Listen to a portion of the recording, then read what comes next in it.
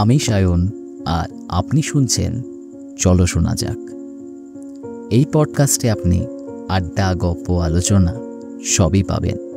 তাই দেরি না করে যারা চ্যানেলে নতুন তারা চটজলদি সাবস্ক্রাইব করে নিন। আজ চলো শোনা যাকে আপনি শুনতে চলেছেন হরিনারায়ণ চট্টোপাধ্যায়ের ভয় সমগ্র থেকে নেওয়া পেছনের জানালা। গল্প শুনতে শুনতে কেমন লাগছে কমেন্টে নিশ্চয়ই জানাবেন, আর ভালো লাগলে অবশ্যই একটি লাইক করবেন। আজ গল্প পাঠে আমি সায়ন এবং অন্যান্য চরিত্রে শ্রেয়া। আর দেরি না করে চলো শোনা যাক।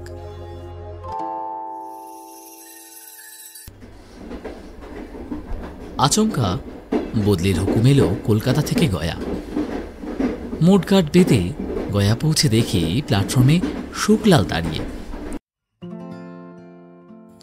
শুকলাল অফিসের কাজে অনেকবার কলকাতা এসেছে, এক অফিসেরই লোক, সেই সূত্রেই আলাপ। শুকলাল বলল, আপনার জন্য একটা বাসার জোগাড় করে রেখেছি, শহরের একটু বাইরে, বেশ নিরিবিলি জায়গা, আপনার ভালোই লাগবে। শহর থেকে মাইল 2 দূর। বাড়িটা এক নজরে ভালোই লাগলো। একতলা, চারদিকে বাগান, মানে একসময় বাগান ছিল, এখন আগাছার জন্য কিছুটা জঙ্গলের চেহারা নিয়েছে। দুখানা ঘর, একটা বসবার আর একটা শোবার, এছাড়া ছোট একটা রান্নাঘর। শুকলাল বাড়ির মধ্যে দুদিকের জানলাগুলো খুলে দিল। শীতের অল্প অল্প বাতাস ভালোই লাগলো। চারপাশে বাড়ি না থাকায় অনেক দূর পর্যন্ত দেখা গেল। উঁচু নিচু মাঠ, গাছপালা, ঝোপঝাড়।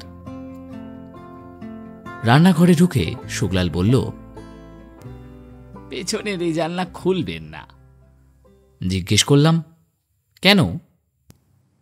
এদিক দিয়ে তো আর বাতাস আসবে না, কি দরকার খুলে?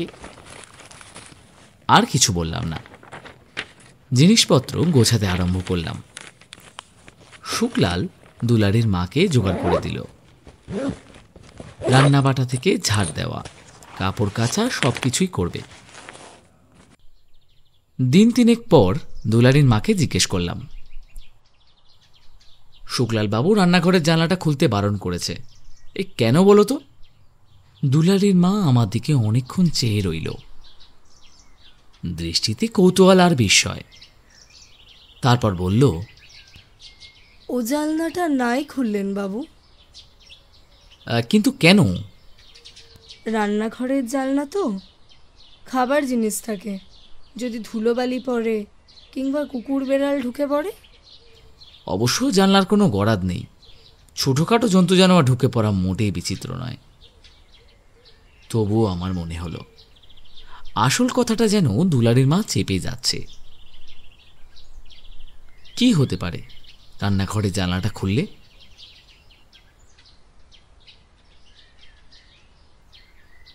ছুটির দিন, অনেক বেলা পর্যন্ত ঘুমোলাম। ঘুম থেকে উঠে দেখলাম দুলালির মা টেবিলের ওপর চায়ের কাপ রেখে গেছে, রোজকার মতন। চা খাওয়া হতেই দুলালির মা এসে দাঁড়ালো। বাবু, দরজাটা বন্ধ করে দিন, বাজারে যাব। দরজাটা বন্ধ করে মুখ হাত ধুয়ে রান্নাঘরে চৌকাঠে গিয়ে দাঁড়ালাম। আর দাঁড়াবার সঙ্গে সঙ্গেই চোখ গিয়ে পড়ল পিছনের জানালার ওপর। বাইরে এলোমেলো শীতের হাওয়া বইছে। বন্ধ জানালাটা সেই হাওয়ায় থরথর করে কাঁপছে। ঠিক মনে হলো যেন বলছে, আমাকে খুলে দাও, আমাকে খুলে দাও। খুলতে গিয়েও দাঁড়িয়ে পড়লাম। সবাই যখন বারণ করেছে তখন কি দরকার জানালাটা খুলে? কিন্তু সঙ্গে সঙ্গে ছেলে মানুষই ভয়টা দূর করে সজোরে জানলায় ধাক্কা দিলাম। জানলা খুলল না। অনেকদিন না খোলার জন্য এঁটে গিয়েছে। আমারও জেদ চেপে গেল। প্রাণপণ শক্তিতে জানলাটাকে খোলবার চেষ্টা করতে লাগলাম। 4 ধাক্কা দেওয়ার পর জানলাটা খুব শব্দ করে খুলে গেল। খোলার সঙ্গে সঙ্গেই আশ্চর্য এক কাণ্ড। বাইরে থেকে গরম একটা হাওয়ার ঝলক ঘরের মধ্যে এসে ঢুকল। কেন এমন হলো? অন্য জানালা দিয়ে বেশ ঠান্ডা হাওয়াই আসছে, শীতের স্বাভাবিক হাওয়া। তবে কি অনেকদিন বন্ধ থাকার জন্য হাওয়াটা একরকম গরম? ঠিক বুঝতে পারলাম না। এগিয়ে জানলার কাছে গিয়ে দাঁড়ালাম। কি আছে বাইরে যার জন্য এই জানলাটা খোলা নিষেধ ছিল? এদিক ওদিক দেখতে দেখতেই নজরে পড়ল কাছেই একটা ঝাঁকড়া গাছের নিচে একটা কবর। কবরের সাইজ দেখে মনে হলো ছোট বয়সের কেউ শুয়ে আছে। কবরের মাথার কাছে একটা সাদা রঙের ক্রস। এই ব্যাপার, এর জন্যই এত কাণ্ড। শুকলাল আর দুলারির মা কি মনে করেছিল খবর দেখে আমি কি ভয় পাবো, তাই জানলাটাকে খুলতে মানা করছিল? তাছাড়া আর কি হতে পারে? আর তো কিছুই তেমন চোখে পড়ছে না। সদর দরজায় খুটখুট শব্দ হতে রান্নাঘর থেকে বেরিয়ে এসে দরজা খুলে দিলাম। দুলারির মা বাজার নিয়ে ফিরেছে। আমাকে দেখে বলল, বাবু বুঝি ঘুমিয়ে পড়েছিলেন? অনেকক্ষণ ধরে দরজা ঠেলছি। আমি কোনো উত্তর না দিয়ে শোবার ঘরে চলে এলাম। একটু পরেই রান্নাঘর থেকে দুলারির মায়ের চিৎকার কানে এলো। এ কি? এই জানলা কে খুলল? সর্বনাশ! কে এমন কাজ করলে? রান্নাঘরে গিয়েই অবাক হয়ে গেলাম। বাজারের জিনিস চারিদিকে ছড়ানো। দুলারির মায়ের এলোমেলো এরকম বেশ, খোলা চুল, হায় হায়, লাল দুটি চোখ, এটা কে করলো? চিৎকার করেই চলেছে। হবে এবার? কি হলো? সরো, আমি জানলাটা বন্ধ করে দিচ্ছি। এগিয়ে গিয়ে জানলাটা বন্ধ করার চেষ্টা করলাম। প্রথমে এক হাত দিয়ে, তারপর দু হাতে, কিন্তু কিছুতেই বন্ধ করতে পারলাম না। মনে হলো জানলাটার পাল্লাটা যেন কাঠের নয়, নিরেট পাথরের। একচুল সরানো গেল না। দুলারির মা হাউমাউ করে চেঁচিয়ে উঠল। সজোরে তাকে একটা ধমক দিলাম। আহ, হচ্ছেটা কি? চুপ করো। জানলার কবজাটা শক্ত হয়ে গিয়েছে, কাল মিস্ত্রি ডেকে ঠিক করে নিলেই হবে। সেই রাত্রেই আমার খাবার ঢাকা দিয়ে দুলারির মা রোজগারের মতন চলে গিয়েছে। আমি বাইরের ঘরে বসে অফিসের কাজ করছিলাম। ঘড়ির দিকে নজর পড়তে উঠে দাঁড়ালাম। খাবার সময় হয়েছে। রান্নাঘরের কাছে গিয়েই থমকে দাঁড়িয়ে পড়লাম। খাবারের ঢাকা খোলা। থালার কাছে বছর 6 এক শিশু, ধবধবে গায়ে রং, এক মাথা কোকড়ানো সোনালি চুল, নীল দুটি চোখ। শিশুটি দাঁড়িয়ে নেই, অনবরত থালাটার চারপাশে ঘুরছে। হাত দিয়ে চোখটা রগড়ে নিলাম। ভুল দেখছি না তো? ঘরের মধ্যে শিশু আসবে কি করে? না, সেই একই দৃশ্য। শিশুটি ঘুরপাক খাচ্ছে, খুব ধীর পায়ে। একটু পরেই শিশুটি থেমে গেল, মুখ তুলে দেখল আমার দিকে। নীল দুটি চোখ, অদ্ভুত দৃষ্টি।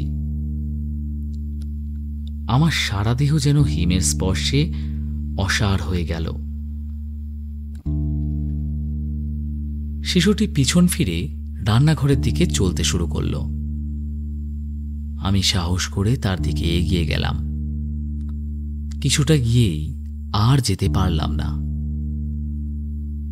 ঠিক জানালার কাছে যেতেই অসহ্য গরম হাওয়া। বাড়িতে আগুন লাগলে যেমন গরম তাপ লাগে, অবিকল সেই রকম একটা ধোঁয়ার কুণ্ডলী। তারপর শিশুটিকে দেখতেই পেলাম না। কিছুক্ষণ দাঁড়িয়ে সন্দেহ হলো, সবই হয়তো আমার মনের ভ্রম। ছোট্ট একটা কবর দেখে শিশুটিকে কল্পনা করেছি, সেই কল্পনারই রূপ দেখেই হয়তো দেখেছি আমার চোখের সামনেই। খেতে বসতে গিয়ে থমে গেলাম। থালার পাশে ঘিরে ছোট ছোট পায়ের চিহ্ন। দুপুরের দিকে বৃষ্টি হয়েছিল, বাইরের মাঠে জল জমেছে। শিশুটি বুঝি সেই জল পার হয়ে এসেছে। খাবারে হাত দিতে পারলাম না, উঠে এলাম। তাহলে আমার মনের ভুল নয়, শিশুটি সত্যিই এসেছিল।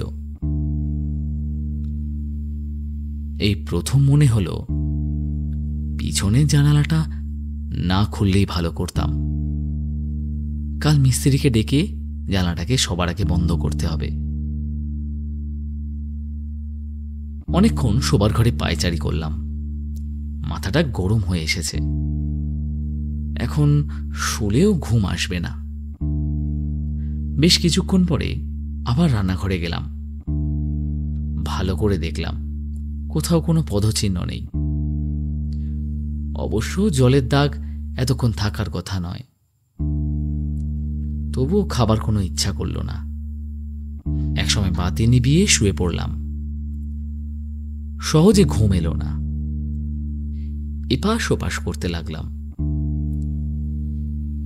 রাত তখন কটা ঠিক জানি না।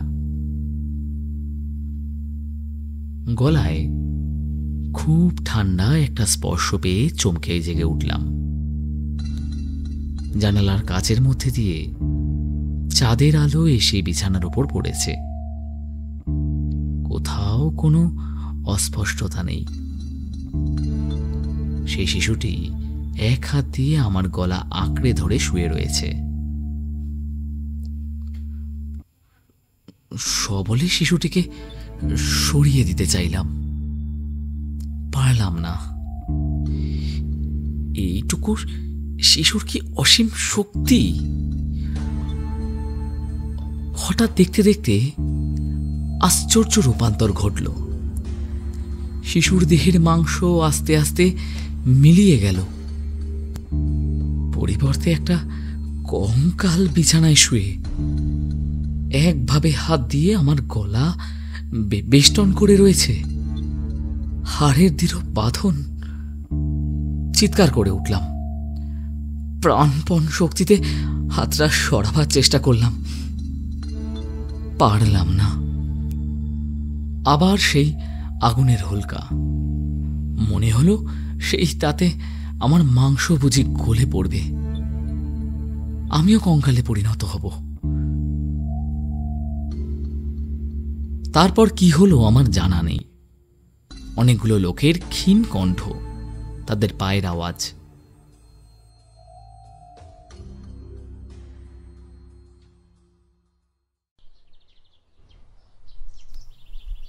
জ্ঞান হতে দেখলাম বিছানায় শুয়ে আছি।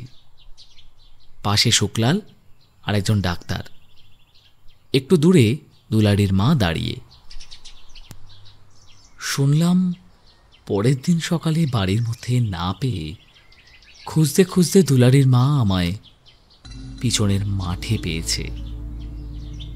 সেই ছোট কবরটার পাশে শুয়েছিলাম।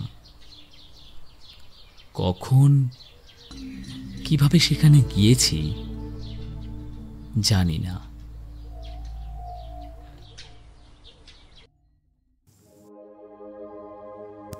এতক্ষণ চলো শোনা যাকে আপনি শুনছিলেন হরিনারায়ণ চট্টোপাধ্যায়ের ভয় সমগ্র থেকে নেওয়া পিছনের জানালা।